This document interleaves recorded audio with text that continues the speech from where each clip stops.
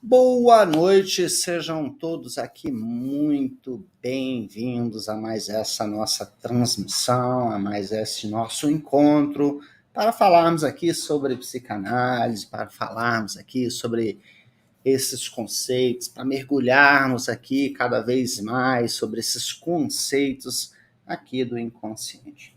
É uma grande alegria, como sempre, poder estar aqui discutindo e falando, abordando, e estar aqui também transmitindo esses conceitos com vocês. Nessa noite em especial, nós vamos estar falando sobre um conceito talvez central na psicanálise, talvez não só na psicanálise, mas um conceito que podemos dizer central no sofrimento humano, que é a conceituação sobre o trauma. Em especial, podemos pensar juntos aqui quais foram, de fato, as origens sobre a concepção de trauma psíquico dentro da concepção freudiana. Quando nós vamos percorrer a psicanálise, quando nós vamos percorrer todos esses estudos, é fundamental para nós, psicanalistas, também explorarmos as origens de todo esse pensamento. Entendermos todas essas discussões das quais nasceram e emergiram todas estas noções. E claro, quando vamos ali explorando a obra freudiana, nós vamos percebendo como a noção do trauma foi caminhando, foi percorrendo, foi se desenvolvendo até chegarmos a essas concepções que nós temos hoje, que abarcam toda essa questão sobre a singularidade humana. E claro, quando vamos pensar aqui a noção de trauma, hoje, na nossa sociedade contemporânea, no mundo pós-moderno, nós temos aqui fatores históricos, fatores sociológicos, que vão e que podem e que afetam de maneira nociva a forma constitutiva de ser de cada sujeito. Assim como na época freudiana, nós encontramos também estes fatores. Mas nós não podemos nunca esquecer em mente, ter em mente, esquecer todo aquele, toda aquela particularidade, aquele envolvimento, aquele enfoque tão único da psicanálise. A psicanálise é sempre voltada para essa coisa do um a um, da singularidade, da historicidade, daquilo que é próprio de cada sujeito, daquilo que se apoia, daquilo que se constrói de maneira única na construção, no ambiente, na história, no desenvolvimento de cada um. Não só lá, na época freudiana, mas também hoje no nosso universo contemporâneo. E, acima de tudo, pensarmos e lembrarmos como foi muito bem colocado, desenvolvido por Freud. O trauma, ele não é o acontecimento em si, mas ele é, acima de tudo, o modo como esse acontecimento incide sobre o psiquismo do sujeito. Como o sujeito processa cada uma dessas experiências. Entanto que, por exemplo, diante de um fenômeno grupal, nós temos pessoas que passaram por experiências, podemos dizer, grupais, por uma mesma experiência, e vemos ali pessoas que têm respostas diferentes para aquele fenômeno. E é super interessante que, num dado momento do percurso freudiano, marcado também pela guerra, e num dado momento é até utilizado essa própria terminologia, as neuroses de guerra, o Freud chega a dizer que se as experiências fossem igualmente traumáticas para todas as pessoas, não haveria, por exemplo, os mercenários. Isso nos faz pensar, de alguma maneira, como algumas pessoas conseguem ter respostas distintas, diferentes ou saídas para questões onde outras pessoas não conseguem ter saídas. Então, pensar a questão do trauma é, acima de tudo, pensar a singularidade do sujeito. Pensar que cada um, de alguma maneira, responde de maneira particular e única aquilo que lhe aconteceu e como ele processa isso. E nós vamos entender como que o Freud, de alguma maneira, ao longo do seu percurso, vem formulando e vem construindo toda essa noção do trauma ao longo de toda a sua teórica. O trauma que inicialmente podemos dizer que podemos assemelhar ele como aquilo que seria como se fosse uma ferida, o trauma, aquilo que é uma ferida, uma marca, um registro. Na medicina, como aquilo que significa uma lesão no organismo causado por algum elemento externo.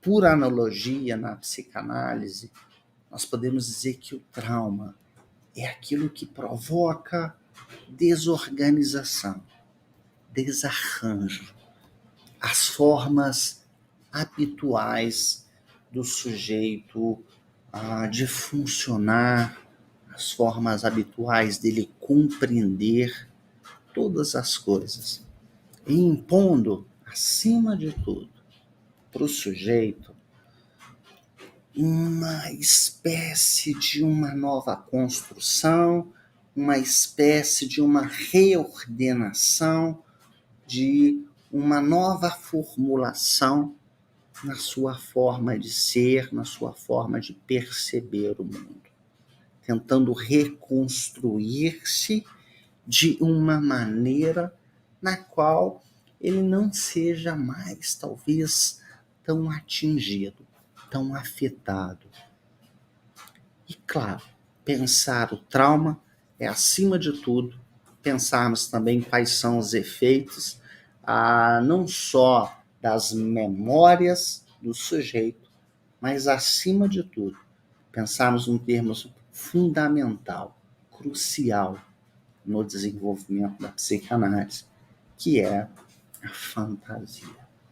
Então, ao longo dessa nossa construção, nós vamos discutir, dentro da concepção freudiana, as origens aqui do que é realmente o trauma psíquico.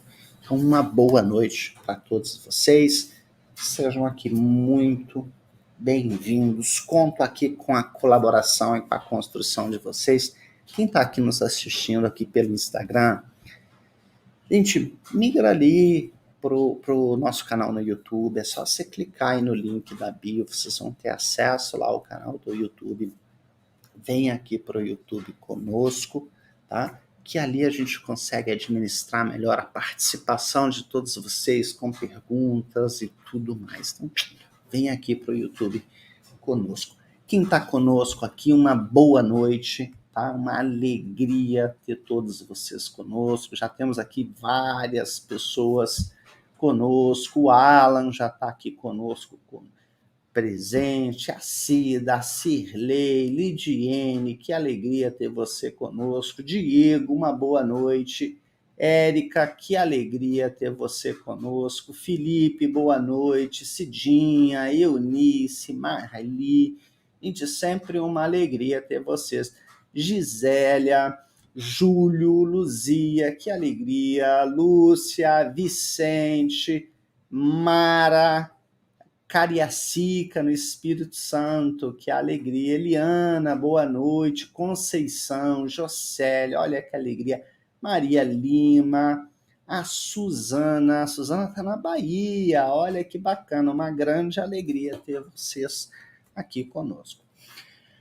As origens do pensamento freudiano, quando vamos falar do trauma, é super interessante, porque nós vamos perceber que o Freud já começa a esboçar toda essa questão desde o início do seu percurso. Tá? A noção de trauma sempre foi um interesse do Freud em muitas questões. Tá? Lógico, marcado aqui sempre pela pesquisa sobre a histeria, que é o fator principal, mais conhecido dos temas, mas existe um texto, o primeiro texto freudiano, na verdade, que é sobre as afasias, onde nós temos aqui muitas concepções que já nos chamam muito a atenção. Porque o Freud já percebe que existem algumas manifestações na vida do sujeito, e essas primeiras manifestações que ele trata aqui sobre as afasias, distúrbios da linguagem, que mais tarde vão ser abordadas lá na psicopatologia da vida cotidiana, sobre formas de xistes, atos falhos, lapsos de memória, e etc. Nós percebemos que o Freud já trazia aqui uma grande preocupação sobre esses fenômenos. Ele já percebia que existia alguma coisa, alguma certa disfuncionalidade que de alguma forma atravessava o sujeito, traumatizava, perturbava e causava consequências no psiquismo do sujeito. E ele faz um empreendimento aqui para tentar entender tudo isso, inicialmente ali nas afasias, nas histerias, depois todo aquele empreendimento que nós conhecemos muito bem, tá? E que é um momento super marcante na obra freudiana, que é o encontro que Freud faz em Salpêtrière com Charcot, o mestre da hipnose. O Charcot, que na verdade tinha ali um grande estudo com pessoas também com distúrbios histéricos. Charcot, que era também um grande neurologista ali do seu tempo, e que no hospital ali em Paris, um grande centro de referência. E o Freud vai fazer essa experiência para poder entender justamente esses distúrbios. E ali Charcot fazia as experiências com as histerias. E ele já tinha concepções também sobre os traumas, sobre esses fenômenos histéricos que contrariavam também a medicina daquela época. Ele também, Charcot, repudiava a opinião, vamos dizer, da medicina daquela época, em que os sintomas histéricos muitas vezes eram alguma forma de simulação quanto ao desprezo, que era alguma espécie de autuação, ou que era alguma coisa ligada aos distúrbios orgânicos propriamente ditos, né? E Charcot, de alguma forma, vai fazer investigações em relação a esses fenômenos. E no ensino dele, esses temas sobre a histeria, sobre o trauma, já eram presentes e já eram aqui entrelaçados. E a gente já sabia que as lesões neurológicas não eram muitas vezes evidenciadas em todos os casos de histeria, né? Considerando que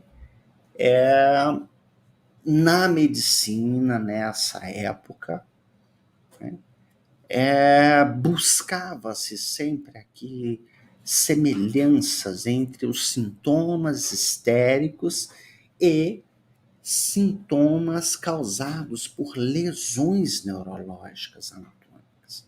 Então, tentava-se unir algumas conceituações, algumas coisas, e buscava-se, então, defender a ideia que na manifestação histérica havia alguma lesão orgânica que justificaria aquilo. E o Charcot vai dizer que, peraí, não é isso aqui. Não vai ser só isso aqui. Existem aqui alguns outros fatores que não são necessariamente fatores neurológicos ou lesões que desencadeiam esses efeitos. Não em todos os casos. Existem aqui situações que provocam. E o Freud já tinha, por exemplo, provado que, por exemplo, lá nas afasias, o sujeito, sobre um esgotamento, sobre um cansaço, ele podia manifestar algum distúrbio da linguagem que poderia o sujeito sobre cansaço, o sujeito sobre excesso, poderia manifestar algum sintoma que poderia se assemelhar com aquilo que seria patológico, sem ser patológico. E que existia aqui uma linha tênue entre normalidade e patologia. E o Charcot traz isso também, e não só Charcot, mas Freud, para pensar isso em torno da histeria. E isso é super interessante. O trauma, então, aqui colocado por Charcot, também era tido como um choque de emoções intensas. E os efeitos poderiam ser ainda mais poderosos em situações de esgotamento ou quando o sistema nervoso estivesse fragilizado por alguma doença ou por algum outro fator da vida.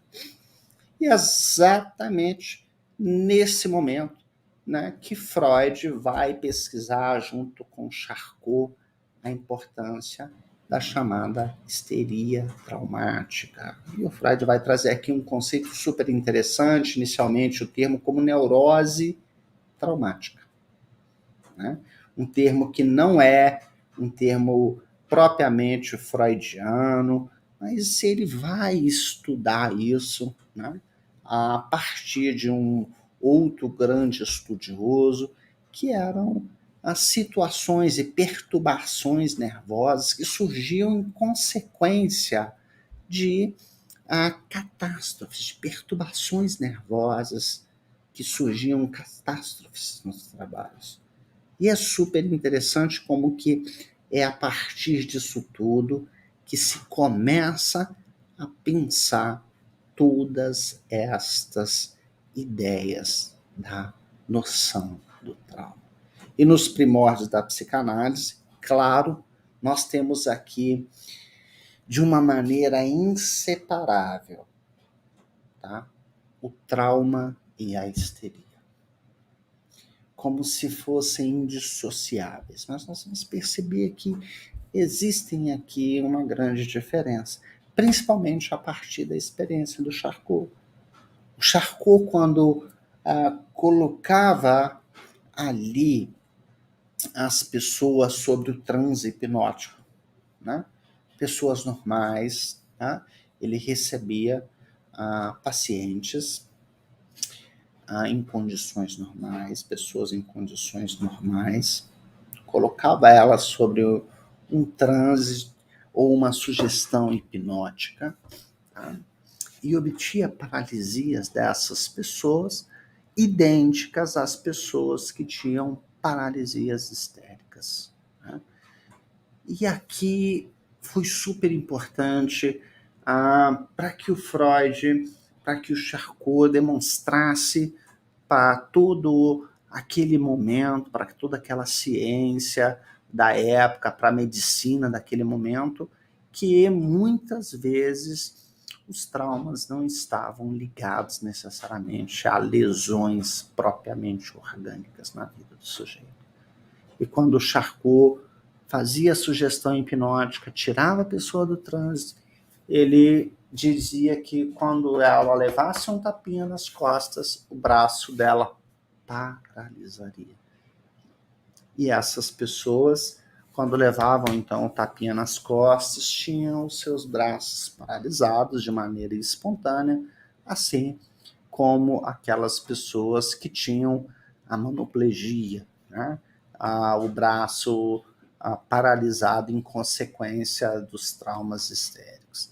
E é justamente a partir disso que começamos a pensar que a gênese traumática aqui não depende de uma lesão orgânica propriamente dita, mas de certas ideias que, vamos dizer que o Charcot ele utiliza um nome muito interessante, ele chama de ideias parasitárias, como se fossem parasitas, elas se depositam, se parasitam na mente do sujeito e causam, né? Mas não de uma forma consciente. né? E essas ideias parasitas, elas, de certa forma, têm o poder de se expressar de uma maneira motora na vida do sujeito. E aqui começa essa grande busca freudiana de pensar que a gênese de todos esses sintomas não estavam ligadas a lesões orgânicas propriamente ditas, como se buscava ali na medicina daquela época, mas sim alguma ideia, alguma representação que o sujeito tinha. E aqui é o interessante, a gente pensar que o trauma é sempre alguma coisa dessa ordem, né? Um afeto estrangulado, alguma coisa que está ali paralisada na vida do sujeito, que está ali estrangulada, que está ali de alguma maneira colada. Essa semana eu escutei em atendimento uma denominação que me chamou muita atenção, né? Foi uma construção em análise, onde uma pessoa disse: o trauma é a cola da memória. E eu achei essa construção incrível. O trauma é a cola da memória. E o trauma é isso mesmo, é essa cola, é esse parasita. O parasita é essa coisa, né? A gente pensa, por exemplo, a orquídea, o carrapato, são parasitas, né? Eles vivem pregados, eles vivem e sugam de alguma maneira a energia de uma outra coisa. E nós percebemos que o trauma é essa ideia parasitária na história do sujeito, esse afeto estrangulado. Elza, boa noite, sejam bem-vindos. Lúcia, obrigado, isso mesmo, vamos deixar o like aí no canal, muito obrigado. Nilciene, boa noite, seja bem-vinda. A Maria Lima tem aqui já uma pergunta. Os filhos e netos herdam os traumas dos pais? Que pergunta magnífica, Maria, porque isso é extremamente interessante. Muitas vezes nós podemos dizer que sim, tá? Os filhos podem herdar muitos comportamentos e traumas dos pais, sim. O ambiente ele é extremamente, muitas vezes, proporciona para o sujeito isso. Imagina uma criança que cresce num ambiente obsessivo por limpeza. Para a criança, aquilo tem alguma característica de normalidade, mas muitas vezes aquilo não é dela propriamente dito, mas sim dos pais. Algum medo que o pai carrega, por exemplo, de um cachorro, de um animal, né? Aquela fobia, se assim podemos dizer, ou um certo medo, um certo receio que ele possui, é um trauma do pai, mas que muitas vezes isso impede com que o filho tenha também acesso a esse animal. Ou seja, podemos dizer que o filho vai sofrer de tabela por esse trauma, ou até desenvolver de alguma maneira, mesmo que seja irracional para ele, consequências desses traumas. Então, sim, eles herdam, tá? E sofrem consequências dos traumas dos pais, sem sombra de dúvidas, tá? A Gisélia não pergunta: tipos de pensamentos ruminantes? Sim, os traumas muitas vezes são inconscientes também, tá, Gisélia? Alguns pensamentos podem fazer ruminação, a culpa seria mais algum sentimento ruminante, Mas alguns traumas, tá, são pensamentos inconscientes. Muitas vezes o sujeito não tem aqui uma total consciência do que é essa coisa, esse estrangulamento, tá? Ele muitas vezes desconhece o sentido real disso, tá? O interessante disso tudo, Gisélia, é que a nossa mente é uma mente associativa, tá? Nós funcionamos por associações, tá? Basta com que a gente veja, aqui vocês não estão vendo, mas tem um quadro aqui bem atrás de mim que tem um pássaro, tá? Basta com que a gente veja aqui um pássaro para que a gente recorde muitas outras lembranças, imagens, pensamentos, sensações e memórias que contém pássaros. A mente é associativa. E o trauma, para que seja desencadeado, basta com que o sujeito tenha, muitas vezes, um breve acesso a essas memórias, né? Por isso que, às vezes, situações inesperadas desencadeiam angústia, pavor, medo, tristeza, desespero no sujeito.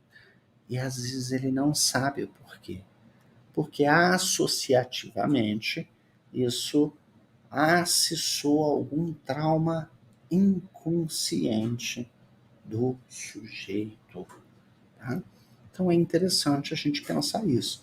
E é justamente o próximo passo aqui que vai fazer a gente pensar toda essa a descoberta freudiana. Pensar todo esse percurso que o Freud foi fazendo, né?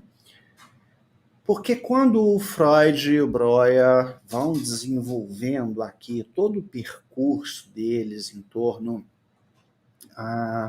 da histeria, e vão percorrendo, e vão entendendo, e Breuer, em especial, vai desenvolvendo aqui o método catártico, tá? Eles vão percebendo que os histéricos vão se curando de seus sintomas, tá? À medida que eles vão recordando, que eles vão relatando e que eles vão falando inicialmente sobre transe hipnótico, espontâneo ou induzido ali pelo médico, né, pelo psicanalista, esse evento traumático que ocorria em suas vidas. O método catártico. Tá? E Ana O é aqui a grande percursora. É aquela figura inicial, a paciente do Breuer, que surge, né, com todos aqueles sintomas histéricos, com todas aquelas suas lembranças, com tudo aquilo que acontece na sua vida. E a gente sabe que na construção que ambos apresentam, tá, na vida do histérico, o que acontece? Existe uma lembrança que é dissociada da memória. E isso é interessante. Tá? É como se formasse um segundo grupo. Há uma dissociação, uma separação. Tá? E isso acontece porque foi provocada uma emoção muito intensa na vida do sujeito. Tá? Como a raiva, como a vergonha, a angústia. Mas como essa emoção não pôde ser expressa da maneira certa, da maneira correta, porque o sujeito não tinha uma resposta adequada naquele momento, tá? Essas ideias foram dissociadas, separadas, tá? Carregando um afeto estrangulado, como se fosse uma espécie de corpo estranho no psiquismo. E isso provoca expressões de emoções anormais na vida do sujeito. Tá? Lá nas histéricas, provocavam e manifestavam um ataque histérico. Na nossa atualidade, isso pode provocar muitas outras coisas. Tá? Pânico, angústia, fobia, obsessões, né? E uma diversidade de outros sintomas. E eles perceberam naquele momento que eram à medida que eles iam falando, ia construindo ali com a pessoa a memória desse trauma, tá? Desse conjunto aqui de memórias dissociadas, ou seja, separadas da consciência. Quando eles eram capazes, sobre aquele transe, de trazer isso à consciência e expressar isso da maneira adequada, essa coisa ia embora. Os sintomas iam embora. As histéricas, a partir do momento que conseguiam falar, elaborar, ressignificar os seus sentimentos, os seus sintomas iam. E para o Freud, para o Breuer, inicialmente, o trauma não designava o acontecimento propriamente dito, né? Mas a ideia que se tornou patogênica. Ou seja, a cisão psíquica, né? E é essa formação de uma ideia no psiquismo.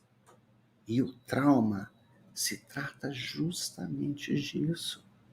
Muitas vezes não é o acontecimento propriamente dito. Não é a situação em si. Eu tenho trauma de um cão. Não é do cachorro propriamente dito muitas vezes, mas é da ideia, da representação, da associação que se tem sobre aquele animal. E é justamente disso que precisa ser trabalhado. É dessa dissociação, é desse afeto estrangulado, é desse corpo estranho formado e construído que se trata a concepção do trauma na concepção freudiana. E aqui, nesse momento da construção da histeria, claro, Freud já está se afastando ali das concepções neurológicas, das concepções da medicina, e já está fundamentando aqui todas essas questões em torno da psicanálise.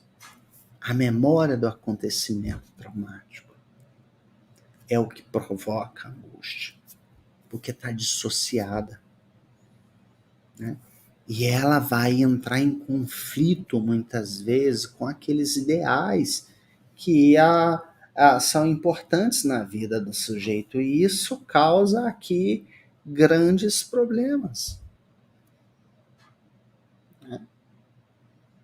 Agora, claro, qual era o objetivo da dissociação? Proteger o indivíduo, defender o indivíduo. Por quê? Porque egoicamente, naquele momento, o sujeito não tinha defesas suficientes para lidar com aquilo. E a causa disso tudo seria justamente esse conflito psíquico, que vai ter aqui na psicanálise um lugar central, né? Principalmente na teoria freudiana. Tá bom? Vamos responder aqui algumas perguntas. Vamos lá. Vicente diz assim: todos esses percursores investigavam os causadores? Existe algum estudo deles sobre como evitar o trauma? Isso é possível? Vicente, não existe uma maneira de como se evitar o trauma, tá?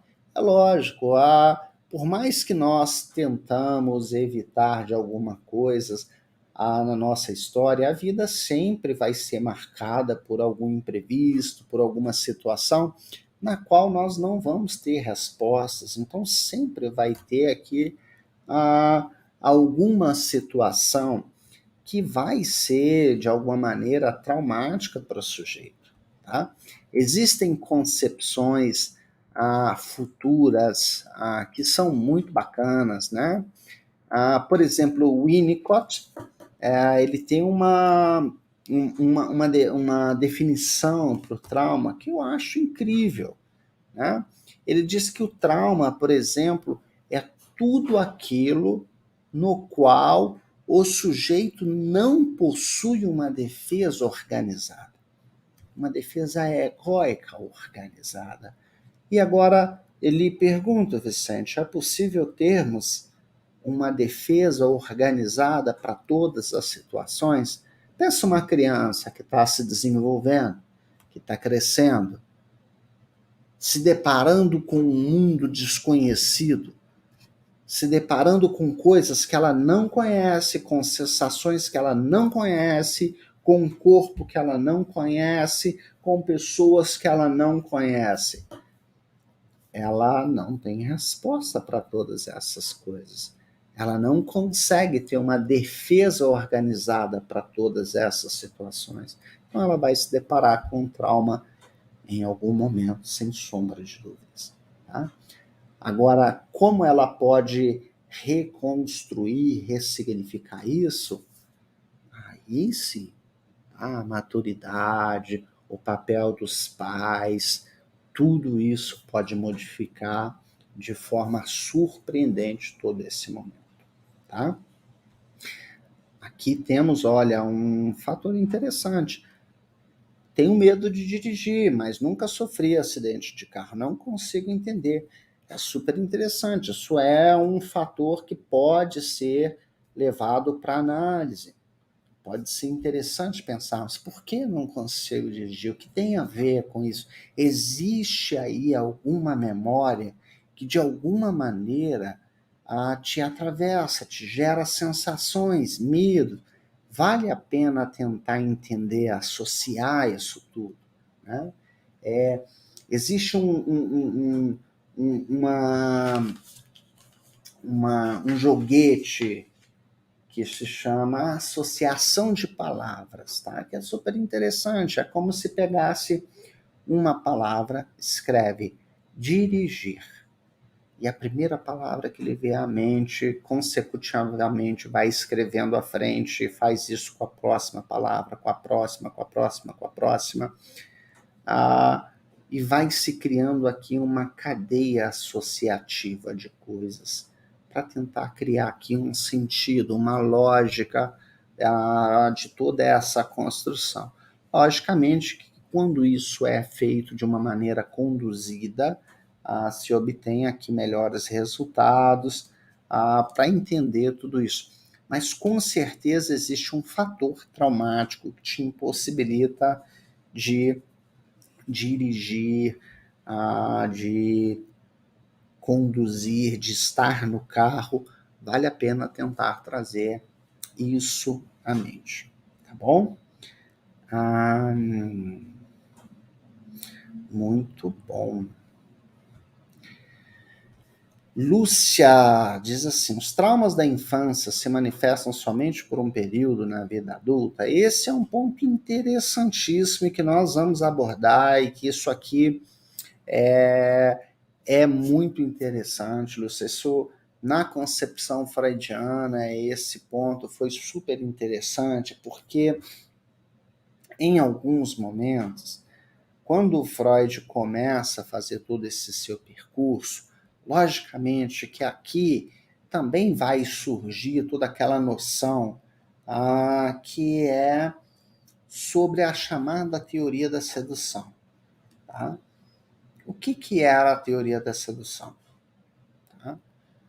Inicialmente, quando Freud começa a fazer as suas pesquisas com as histéricas e começa a fazer a sua descoberta com a sexualidade, lógico, nós temos aqui a Viena, que vivia no final do século XIX, toda a questão da repressão sexual, a Viena repressora, e, lógico, a consequência disso, todas as consequências de se pensar a repressão sexual dentro de uma sociedade. E lógico que isso afetava principalmente ali as mulheres daquela época, né? E muitas vezes nós temos que pensar que o Freud, ali, quando começou a pensar as histéricas e pensava todos esses fenômenos, né, ele começa a explorar a sexualidade, começa a perceber que existiam traumas ali da ordem da sexualidade, traumas sexuais. Em um dado momento, ele começou a ouvir das histéricas vários relatos de que em alguns momentos elas tinham sido seduzidas ou abusadas pelos pais, pelos parentes, pelos familiares. E ele cria essa chamada teoria da sedução. Mas em algum momento ele para e fala, mas não pode toda a totalidade dos pais serem sedutores, serem perversos, a ponto de aqui seduzirem os seus filhos. E aí ele cria a chamada o conceito da fantasia. E essa é a grande virada freudiana. Tá?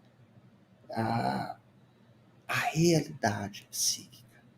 Em alguns momentos, e aí a concepção do trauma vai fazer mais sentido aqui para a gente, que não importava se um acontecimento tinha sido de fato real ou fantasiado pelo sujeito.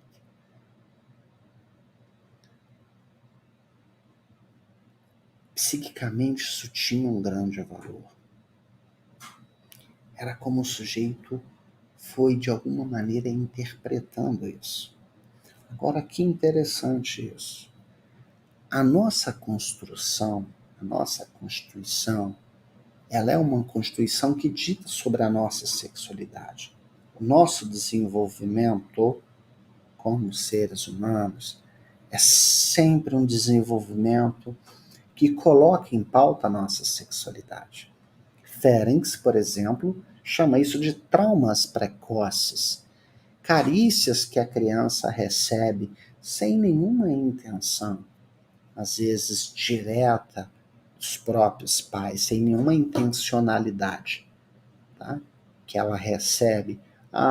Foi tomar um banho, sei lá, já estava com uma idade de 3, 4 anos, foi tomar um banhozinho, a mãe precisou lavar o pipiu do menino. Né? A criança lavou o pipiu do menino, passou, esfregou o pipiu, beleza, lavou o pipiu do menino. Depois o menino passou um tempinho ali, o menino descobriu que o pipiu dele traz prazer, ele se masturbou, esfregou. Aí ele lembrou daquela sensação da mãe que passou ali, esfregou o pipiu dele. Era só isso, só passou e esfregou o pipiu. Ele não entendeu aquilo naquele momento. Mas quando ele se masturbou, ele lembrou daquela sensação que um dia a mãe passou ali e esfregou o pipiu dele.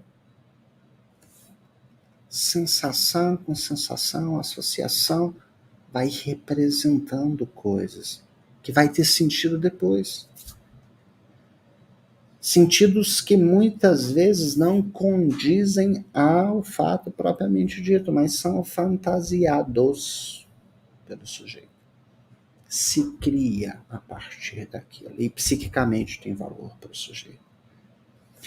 Mas que muitas vezes, naquele momento da infância, propriamente dito, o sujeito não tem uma organização racional e egóica propriamente dito para aquilo. Tá? Isso vai vir a tomar uma dimensão maior na vida adulta.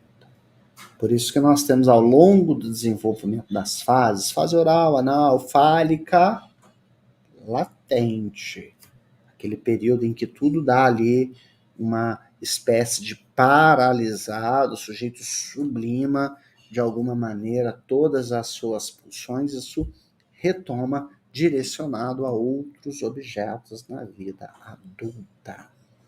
bom? E aí se manifesta lá de maneiras inconscientes e muitas vezes associativas. Pessoal, quem está aqui no Instagram com a gente, quiser fazer perguntas, migra aí para o YouTube, que aí eu consigo administrar melhor as perguntas e responder de maneira mais adequada a cada um de vocês. Tá bom? Lúcia, espero poder ter respondido aqui a sua questão. Tá bom? Josi, boa noite, seja bem-vinda. Uma alegria ter você conosco. Vamos ver aqui mais algumas perguntas sobre a questão do trauma.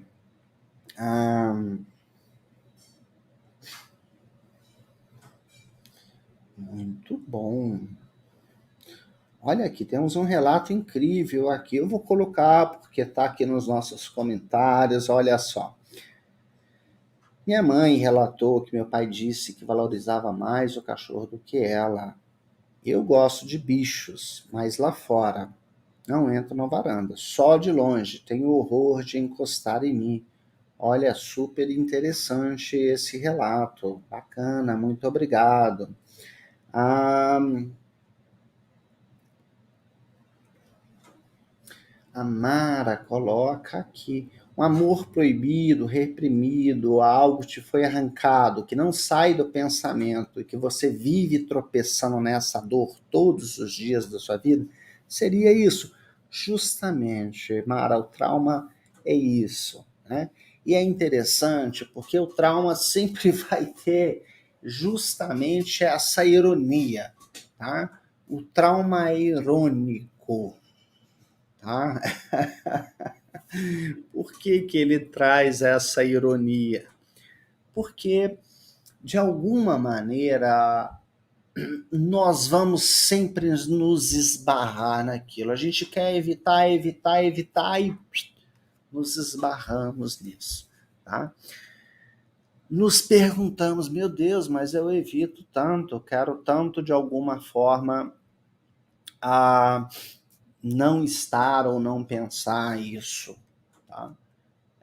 E aqui entra uma concepção que o Freud vai desenvolver futuramente, que é justamente a questão da compulsão à repetição. Tá?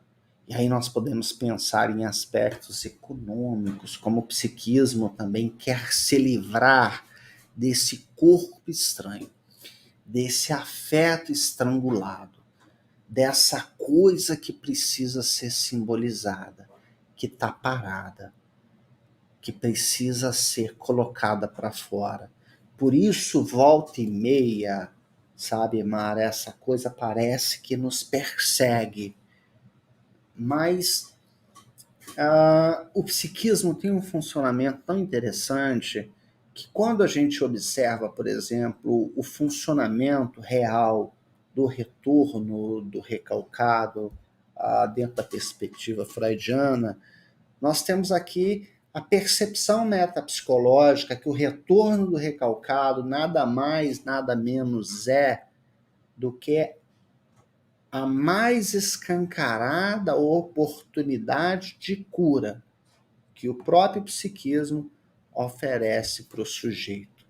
Como se ele dissesse, olha, mais uma vez, estou colocando à tua frente oportunidades para que você simbolize, para que você entenda, para que você tente se libertar de toda essa dor que você tem, mas o sujeito precisa romper, o sujeito precisa simbolizar, o sujeito precisa se muitas vezes destruir no sentido de suas defesas egóicas para se libertar dessas defesas que ele mesmo construiu, né? Dessas formas de organização, tirar o corpo estranho, né? O trauma é essas coisas que vem, volta, né? Mas se a gente pensa, esse esbarramento contínuo é uma possibilidade para que o sujeito se cure. Muitas vezes o sujeito não tem plena consciência disso. Por isso, a análise é extremamente fundamental, tá? E bem conduzida, possibilita para o sujeito essa nova saída. Tá bom?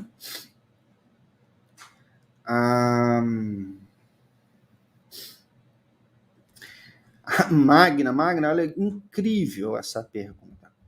Quando você faz de tudo para evitar que seu filho passe por algum trauma vivido por você? Vou ler assim a sua pergunta. Você cria um filho imaturo, tá? É isso que você faz. Você está defendendo ele de uma coisa que é sua, não dele. Então, não funciona. Não defende ele disso que é seu. É seu, é você que está se defendendo, não seu filho. Né? Isso é problemático. Problemático. Tá? Quanto mais consciência a gente vai desenvolvendo, tá? A gente vai percebendo as nossas ações. Tá? O que é dele, ele se defende. O que é seu, você se defende.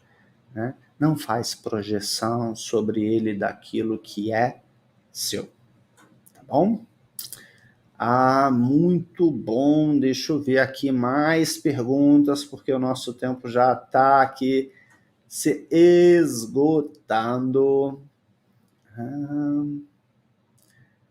Muito bom.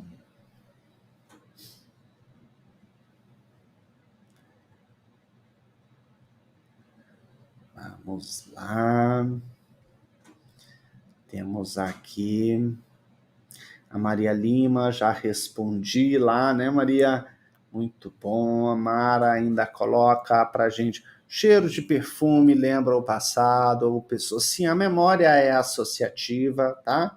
Basta uma música, um lugar, um perfume, uma roupa, um traço semelhante para que possa desencadear, com certeza, tá?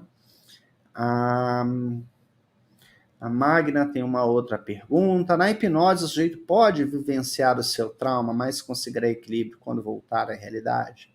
Olha, Magna, eu acredito que sim. Eu nunca trabalhei com a hipnose propriamente dito, tá? Sempre trabalhei com a associação livre propriamente dito, mas sim, eu acredito que a gente pode perguntar a alguém que trabalha com a hipnose para nos dizer isso, mas nós, nos recortes que nós temos freudianos, nós percebemos que muitas pessoas, quando voltavam ali do transe hipnótico, sim, elas conseguiam ter consciência, se livrar de alguns traumas, com certeza, tá? Mas vamos fazer a sua pergunta para alguém que trabalha aqui em específico com a hipnose, na nossa atualidade, que elas podem nos responder com mais propriedade isso, tá?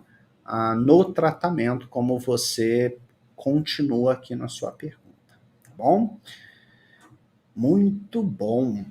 A Érica tem aqui também: conheço uma pessoa adulta que tem pavor de cachorro. E na infância, a babá falava que se não comesse ou contasse algo para os pais, chamaria o cachorro para mordê-la.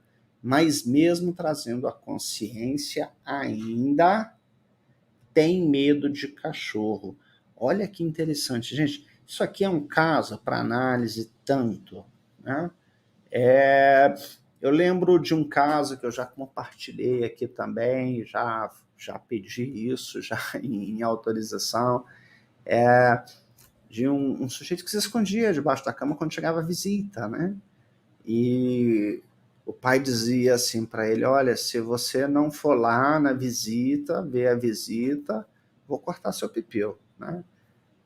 E o trauma que isso gerava para o sujeito, né? Assim como essa situação do cachorro, né? Gente, se você não comer tudo, né? Ou se você contar alguma coisa para seus pais, eu vou chamar o cachorro para te morder. Quer dizer, eu tenho que comer toda a comida, não posso falar nada, senão aquele cachorro vai vir e vai me morder. com certeza, qual é a representação ou a fantasia infantil que essa criança constrói em torno desse cachorro? Isso vale a pena trazer para análise e com certeza elaborar isso de uma maneira bem significativa em análise, que com certeza tem coisa aí para se pensar, tá bom? Neuciene, entra em contato lá com a Érica ou com a Adriana, que elas vão te passar aí todas as orientações sobre a supervisão, tá bom? Muito bom. Pessoal, nosso tempo está se esgotando, tá? Tem aqui a pergunta da Neuciene, vou responder a Neuciene, da Michele, desculpa. Em uma crise de mania, como chamam os psiquiatras, quando a psique entra em estado de euforia e logo após tem rebote, vai à exaustão, o que você pode dizer a respeito? Olha, Michele, as manias são super interessantes, tá? O estado da mania, o estado das obsessões, tem muita coisa interessante, tá? Dá uma revisitada no canal, tá? Que nós temos aqui muitos conteúdos que falam sobre esse assunto em específico. Então volta aí, que você vai encontrar muito conteúdo em específico sobre isso. Ou numa live, a gente pode abrir uma live em específico falando sobre toda essa questão, tá bom?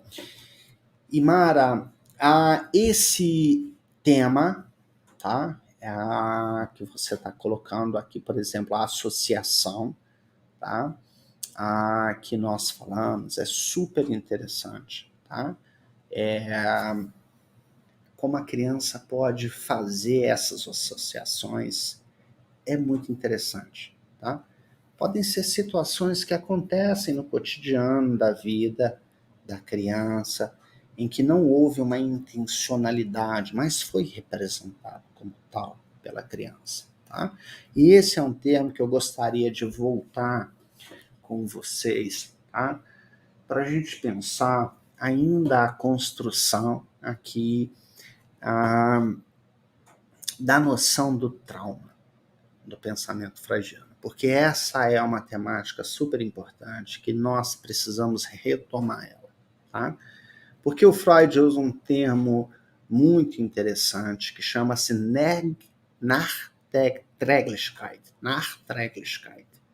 né? Que quer dizer a posteriori, aquilo que de alguma forma vai vir a ter sentido depois, Nachträglichkeit, tá? E que nas primeiras traduções isso não foi tão bem traduzido, e isso causou muitas confusões, Nachträglichkeit, tá? Então, no nosso próximo encontro, na semana que vem, nós vamos falar muito disso, tá? Nós vamos continuar falando aqui das origens da concepção freudiana do trauma e vamos falar sobre estas situações, tá? Aquilo que acontece na vida do sujeito, na sua infância, em uma temporalidade, mas que vem a fazer sentido só depois. Alguma experiência que, juntamente com as fantasias infantis, que tem ali no psiquismo um valor de realidade, tá? Criam esse corpo estranho chamado trauma no psiquismo. E é sobre isso que nós vamos falar semana que vem. Então, fiquem aí atentos. Nós voltamos semana que vem para falar sobre isso, tá bom? E para quem se interessar, nós estamos organizando também um webinário sobre sexualidade, sobre teoria da sexualidade. Quem tiver interesse, visita lá meu Instagram e pega lá mais informações e vai ser super interessante. Vai ser agora dia 19 e 20 deste mês. Eu fico aguardando vocês. Tchau, tchau. Uma boa noite.